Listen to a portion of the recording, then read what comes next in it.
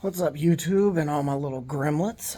I know it's been a little bit since I posted anything. Went ahead and took the family on a little vacation down to Florida.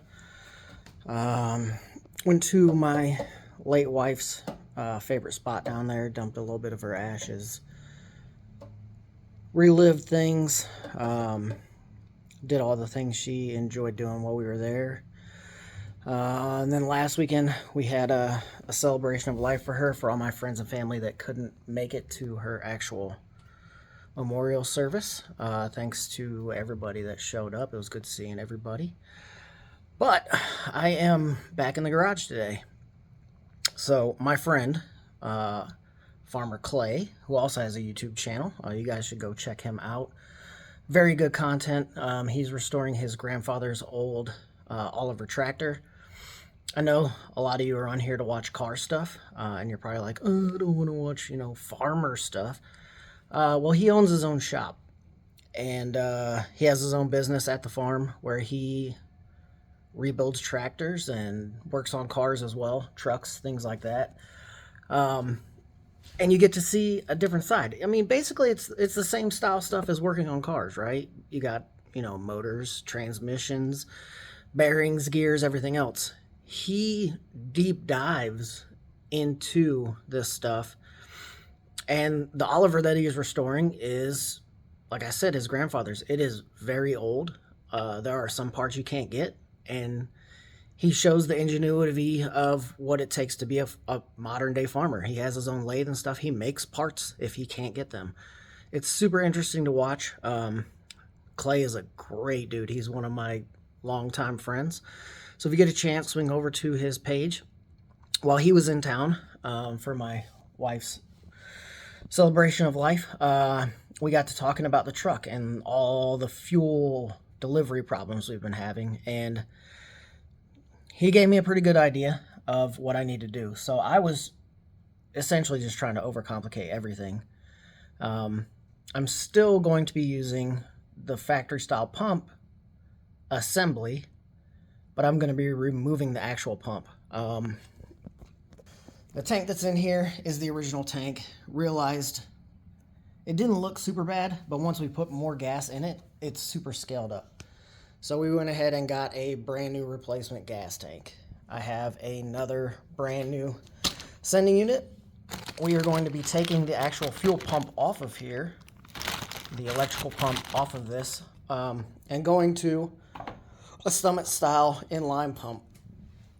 So essentially, this will only pull 7 pounds of fuel pressure, which is what we need for the carburetor. By removing this actual pump and then replacing it with fuel line, essentially to go into the tank to suck, we can suck just straight through that feed line. And we can use this as our actual pump. So we are going to be dropping the tank today, mounting this pump up, getting this all worked out. We are going to be using essentially the power wire that would have ran the regular fuel pump on here and wiring it into that standalone pump. So as soon as it gets keyed 12 volt ignition, that pump's going to come on. We're going to have fuel feed pressure until you turn the key off. I'm also going to be taking the fuel regulator and all that assembly out. We're not going to worry about a return line, any of that. So essentially, this should work. Now, if we start getting too much pressure, I can always, or too much line pressure, I can always reincorporate that return line and that other part back into the system, but we're going to try to make this as simple as possible and try to get this thing to where it'll actually run and start. That is what's holding up the whole rest of the progress on my son's truck. So essentially, once we can get it to fire up, run, idle, then we can move on to getting all the front, core support, sheet metal, everything else back on the front of the truck. And then that will be completely done. Everything else up there is done. Brakes, suspension, lift kit, everything's done in the front. The winch is mounted. Then it just comes down to all the little minute crap that takes forever to do. Figuring out our wiring. He's got a little 4-button control panel that we're going to be mounting into the cab for his accessory lights on the bumpers and things of that nature. I have to wire up the winch, but I can't do any of that basically until I have the front sheet metal on and I know where I got to run wiring and stuff to try to minimize it best we can, and then go from there. So I'm gonna be recording. Got the GoPro all ready to go. I'm just gonna record the process of dropping the tank and stuff. It's pretty simple. Essentially, you have 2 metal straps to hold this thing up. There's a bolt on one side of that strap. You loosen that bolt, the strap will drop. You can reach in and turn it, get it out of the way. I do have new straps here in case I need them, although the straps that are on here are actually brand new. So they came with the tank. I probably won't end up needing them, so I'll just have an extra set, like a bunch of other stuff. I ordered full brake line kits, fuel line kits, stuff like that, that I have extra parts for. So who knows, down the line I might buy me a little k1500 2-wheel drive if I can find a decent one, and make me a little daily slam lowrider truck and give the old Cummins a break from driving it back and forth to the city every day. I will be doing a video coming up on that. I got fuel filters for it, so that's probably not super interesting. Most people know how to change them. For me, it'll be a learning experience. I've never changed fuel filters on a diesel, so I'll share that with you. The frustration of them probably being on way too tight from the factory and me getting, agitated as hell and getting pissed off trying to get them off and, all that kind of stuff. So that'll come along with that. I am going to be dropping the tipper and suspension system install video today as well. I already have it queued up. I just have to go through and edit the video. It's not a huge, super long video. I think it's like 15 minutes long. They're very easy to install. I put them on. We towed our camper from the St. Louis area all the way down to Florida, through Tennessee and the mountains and the crappy roads through Kentucky. I should have waited to put them on until after I did this trip so I could have a comparison of how it tows with and without the system, but I can tell you, trailer sway, although our camper does have like anti-sway bars and stuff, there was only one instance going through the mountains where we hit a nasty crosswind where I got any kind of trailer sway out of it. It rides pretty decent. I mean, if you're buying a 3/4 or 1-ton truck and then going to complain about how it rides to begin with, you probably don't need that truck, because you're probably, not using it for its intended purpose anyway. When they're not loaded, they ride like a log wagon. I mean, they're designed to be hauling stuff. So when you're driving around without a load on there, especially in the back seat, it bounces. They may be 4-linked and all that, but it rides rough. It's a, solid axle front and rear truck. That's just how it's going to ride. Towing with it with that system on there, it was a little better. It was nice. So yeah, we have some more stuff coming down the pipeline. I know it's been a while. My videos are pretty sporadic. I'm going to try to get to the point where I can post at least one a month. Things are kind of getting to a point where I have some more time to actually work on some stuff. I have other crap I'm doing around the house, obviously, as well. I redid the entire bathroom. We've been working on our fence. Hopefully this week, if it's ever stops raining, me and the boys are going to get the rest of that fence put up. It's just little stuff that I'm not going to obviously add to this channel. This channel's mainly for car stuff and outdoor stuff. I'm hoping to do a little more outdoor stuff. I am going to try to set up an actual hike down in Shawnee National Forest. I'm actually going to try to see if I can find the time to do like an overnight. Pack everything in, set up a spot, that kind of stuff. Film some of it, that kind of stuff. If you're interested in the outdoor side of the channel, there will be more content coming for that. Um, so, with all that being said, life throws you curveballs sometimes. I did not expect to, lose my wife to cancer after she had already beaten cancer once. It was unexpected, out of left field. We just lost another family member, family friend, um, to cancer. Cancer sucks, man. It it's a slap to everyone's face. Most people who get it don't deserve it. Um, it's never expected. It's never planned for.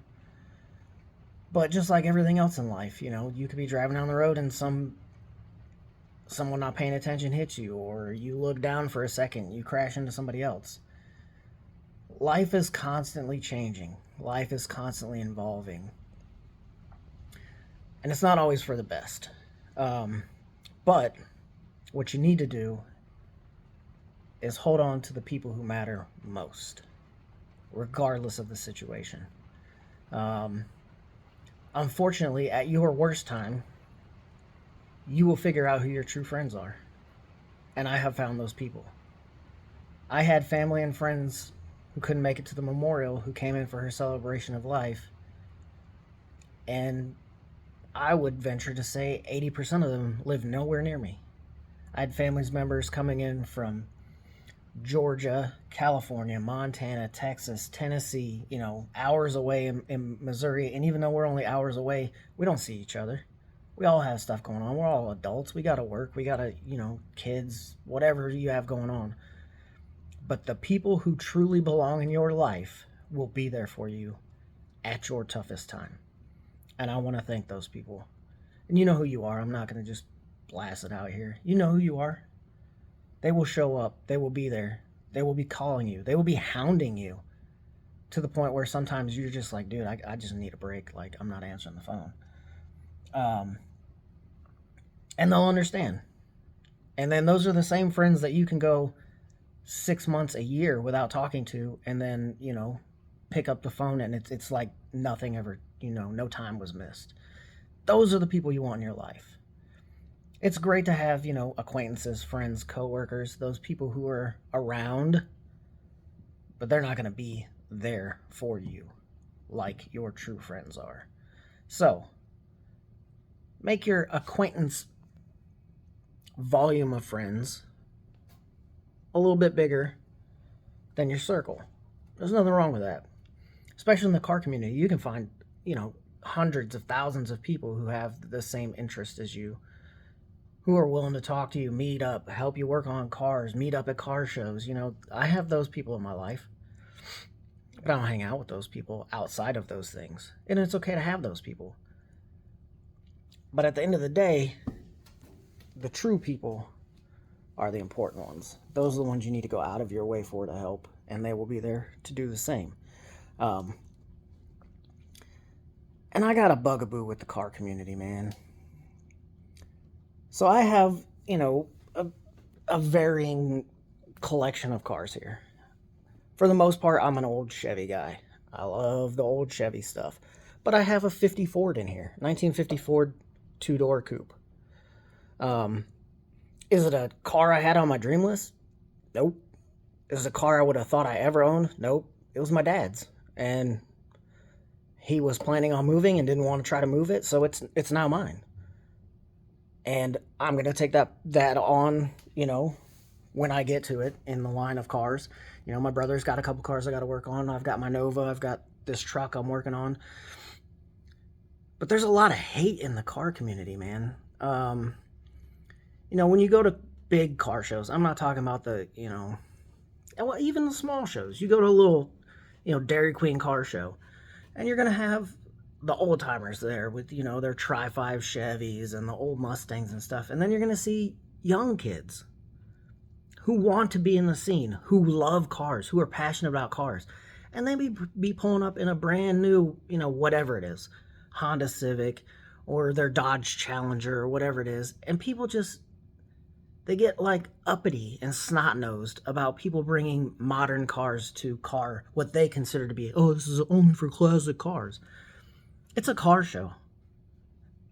If someone shows up and they have a project that they're passionate about, regardless of whether you like it or not, personally, don't give them crap. All you're doing is deterring people from wanting to be a part of the culture that we've created. Embrace those people. Ask them questions about their car. You'll never see their face light up faster than the guy who has a really badass car that he idolizes in a 55 Chevy or something like that. Coming up to a young kid who's driving, a Civic with some wheels and an exhaust and stuff and say, oh, what are your plans for the car in the future? You don't really have to care. But don't come off as a dick and tell him he shouldn't be there. Embrace these kids. They are the future of all of this. Without those kids bringing those cars, the whole hobby will just die. There is stuff that I'm not a fan of, for sure. There's things that I don't understand the appeal of, but those people like it. Embrace them. Talk to them. There's nothing more annoying than going to a car show and you try to talk to, and it's a lot of the old timers. You try to talk to them about their car and some of them are just like staring at you like, oh, what does this kid know about cars? That kid may know more about that car than you do. From a book sense, not from an actual working on it mechanically, how it functions, stuff like that. There's a whole different world now between the classic cars, drum brakes, carburetors. These kids don't know anything about that for the most part. Teach them something. Take 5 minutes out of your day while you're sitting in your lawn chair to have a conversation. It's not going to kill you. For the rest of you who have the same mentality as me, I appreciate you. I respect you. I don't care what you drive. I don't care how it looks. If you have a car where the wheels cambered to the max and you're driving on the sidewall, not my thing. But good for you. You put in the wrench time. You did the work. You made a car how you want it. I can't tell you how many times when my Nova was my daily driver that people were telling me what I needed to do to my car.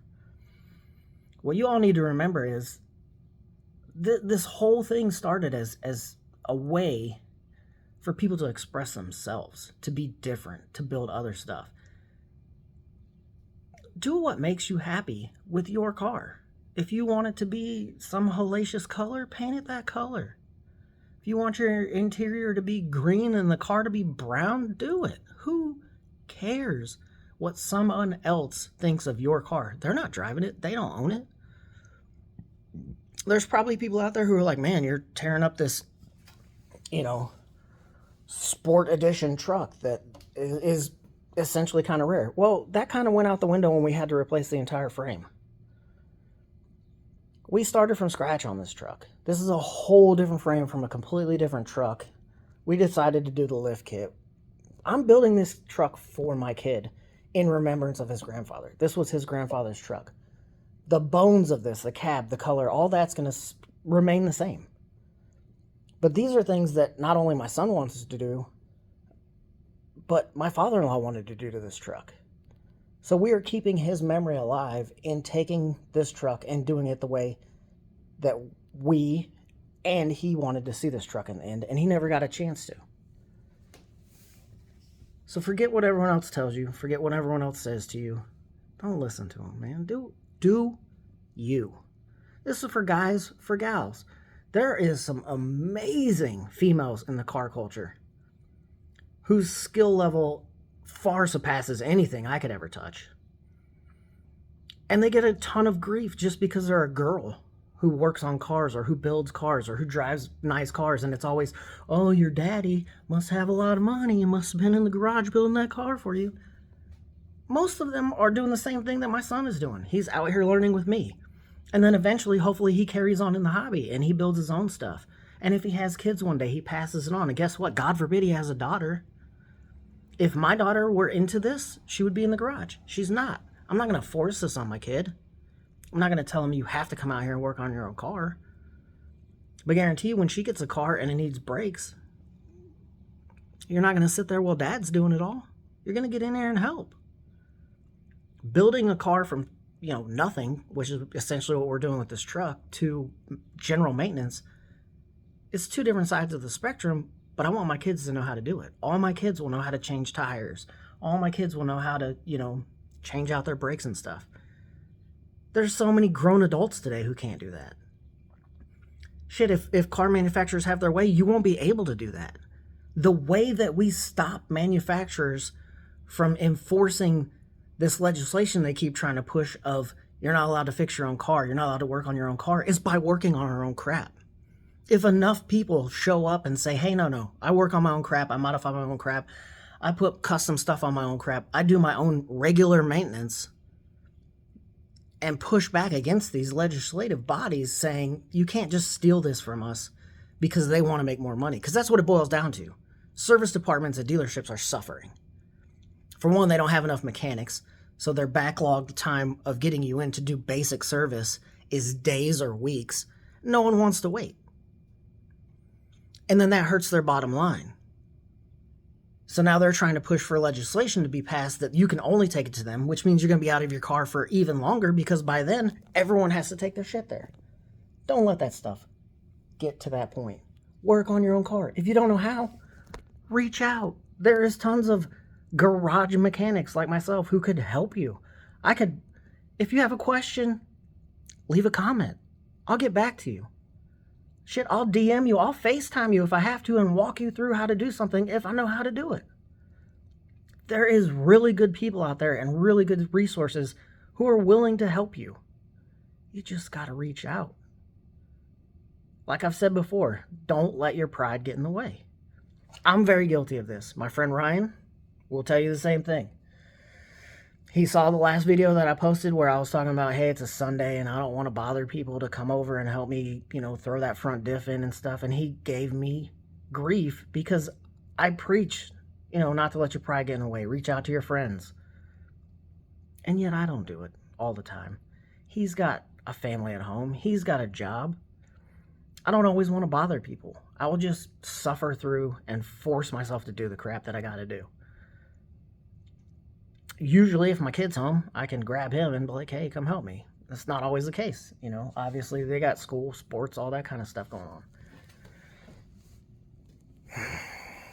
I hope you all have a wonderful day. And hopefully, the next video you see of this truck, it's actually running. So, until then, take it easy, and I'll catch you on the next one.